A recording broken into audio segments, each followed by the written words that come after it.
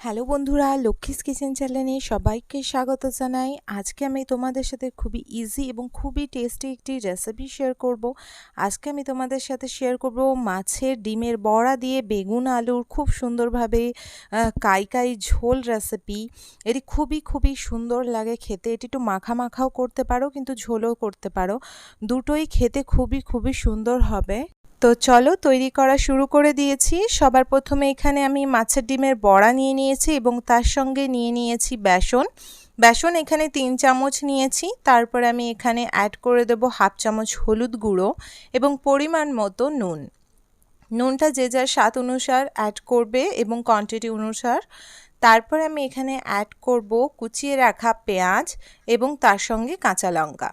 তো এখানে আমি একটা পেঁয়াজ এবং কিছু কাঁচা লঙ্কা কুচিয়ে রেখেছি। ঝালটা নিজের পছন্দ মতো বেশি কম করে অ্যাড করো।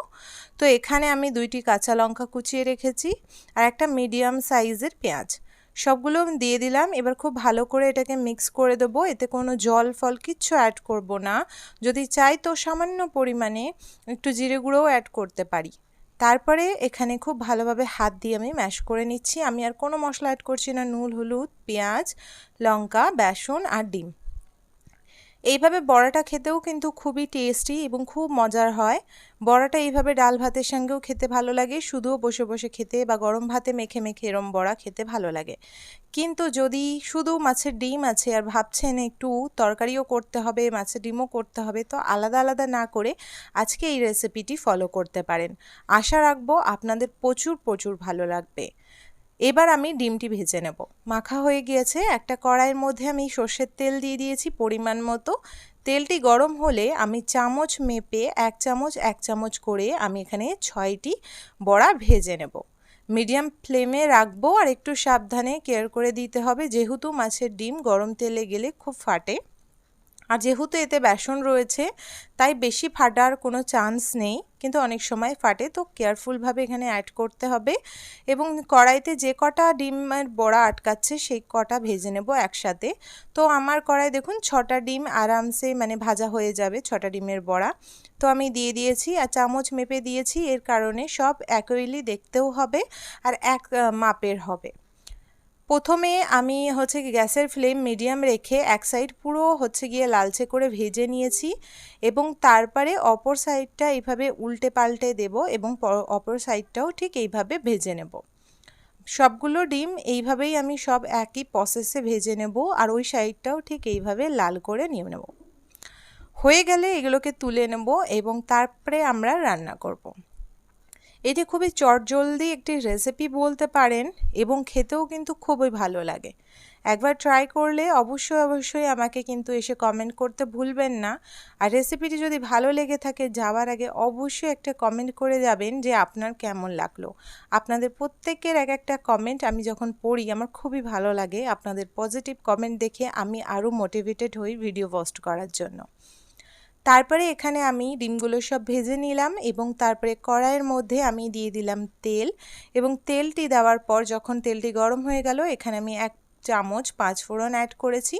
গরম তেলেই যে 5 ফোড়নটা চটপট করে ফেটে উঠবে সেই সময় এখানে আমি পেঁয়াজ অ্যাড করেছি। মিডিয়াম সাইজের 2টো পেঁয়াজ, যদি বড় সাইজের হয় একটা পেঁয়াজ ইনাফ।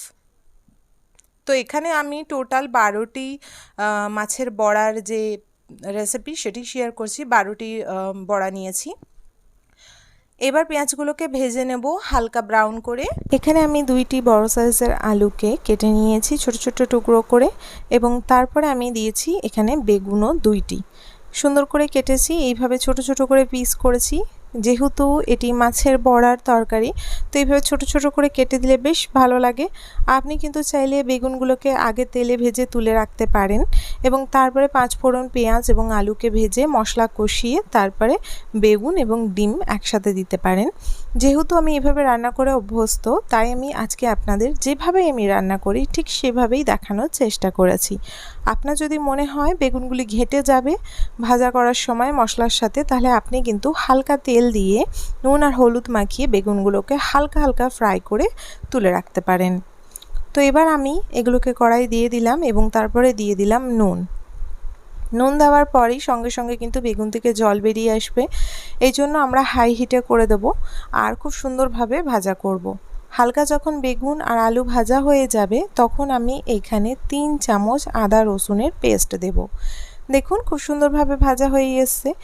এখানে আমি কাঁচা পাকা লঙ্কাগুলো অ্যাড করে দিচ্ছি, ঝাল অনুযায়ী যে যার ঝাল অনুযায়ী অ্যাড করবেন। আর 3 চামচ আদা রসুনের পেস্ট আমি এখানে অ্যাড করে দিচ্ছি।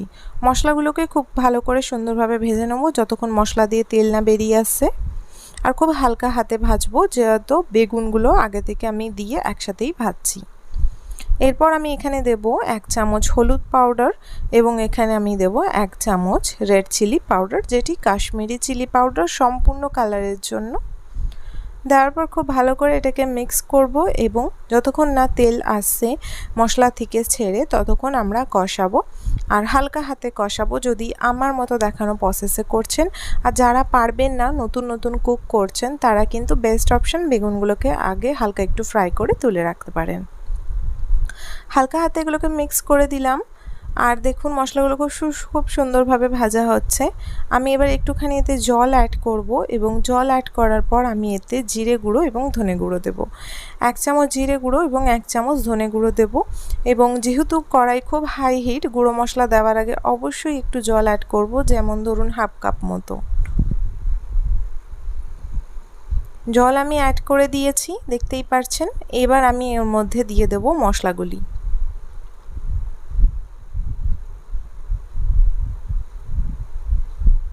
মশলাগুলো দেওয়ার পর আমি এগুলোকে হালকা করে ভাজা ভাজা করব হালকা হাতে, যতক্ষণ পর্যন্ত এই যে জলটা দিয়েছি এটা শুকিয়ে মশলা থেকে তেল বেরিয়ে আসবে না ততক্ষণ পর্যন্ত আমি এটাকে কষাবো। এই রেসিপিটা কিন্তু খুবই সুন্দর লাগে খেতে, আর একবার রান্না করলেই আপনারা আবার ব্যাকে এসে আমাকে অবশ্যই কমেন্ট করবেন যে রান্নাটা সত্যিই অনেক সুন্দর হয়েছিল।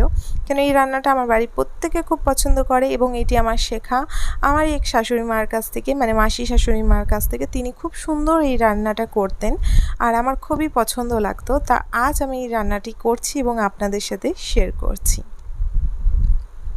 চলুন এবার এতে জল ঢেলে দিলাম পরিমাণ মতো। কষানো হয়ে গিয়েছে, এবার আমি এখানে পরিমাণ মতো জল দেব যাতে এটি মাখা মাখা হয় এবং যত ওর মধ্যে ডিম দিচ্ছি ডিমগুলোও সেদ্ধ হয়ে একটুখানি ঝোল টেনে নেবে।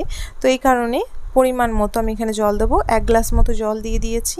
ডিমগুলোকে হালকা হালকা করে আমি চুবিয়ে দেব জলের মধ্যে এবং যাতে নুন ঝালগুলো খুব সুন্দরভাবে মশলা ডিমের মধ্যেও ঢুকে যায়, ডিম যেন সফট হয়। তো আলু ভাজতে ভাজতেই অনেকটা নরম হয়ে গেছে, ঢাকা দিয়ে দেব এবং একটুখানি যতক্ষণ না আলুটা পর্যন্ত আমাদের সেদ্ধ হচ্ছে ভালোভাবে ততক্ষণ আমরা লো ফ্লেমে সেদ্ধ করব। হাই ফ্লেমে করলে জলটা তাড়াতাড়ি শুকিয়ে যাবে। লো ফ্লেমে এখানে আমি 3 মিনিট সেদ্ধ করে নিয়েছি আর একদমই রেডি আজকের আলু বেগুন এবং মাছের ডিম দিয়ে এই ঝোলের রেসিপিটি।